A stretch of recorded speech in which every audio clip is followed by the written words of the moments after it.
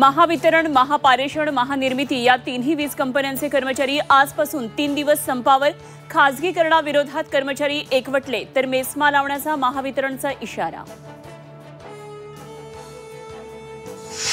Cold drink पाठोपाठ आणखी 2 खोकल्याच्या औषधात विषारी घटक. अन्न व औषध प्रशासनाकडून औषध विक्रेत्यांना सतर्कतेचे आदेश.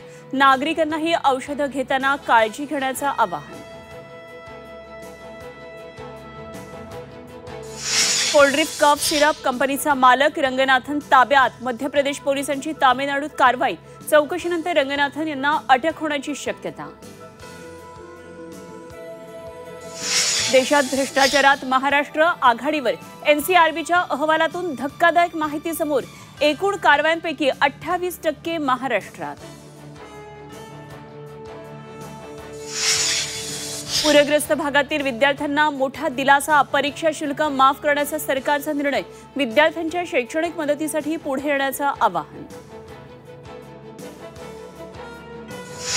लाडकी बहीण योजनेसाठी सामाजिक न्याय विभागाचा 410 कोटींचा निधी वळवला.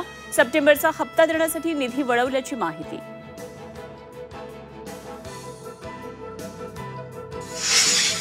पंतप्रधान मोदींच्या दौऱ्याचा आज दुसरा दिवस. ब्रिटनचे पंतप्रधान कीर स्टारमर यांच्यासोबत राजभवनात बैठक.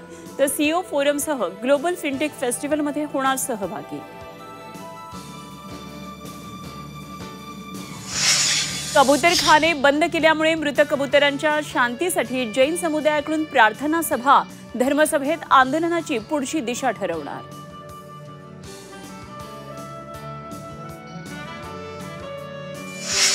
पुण्यामध्ये कोंढवा परिसरात एटीएसचं सर्च ऑपरेशन दरम्यान काही संशयित ताब्यात. कोंढवा परिसरात मोठा पोलीस बंदोबस्त.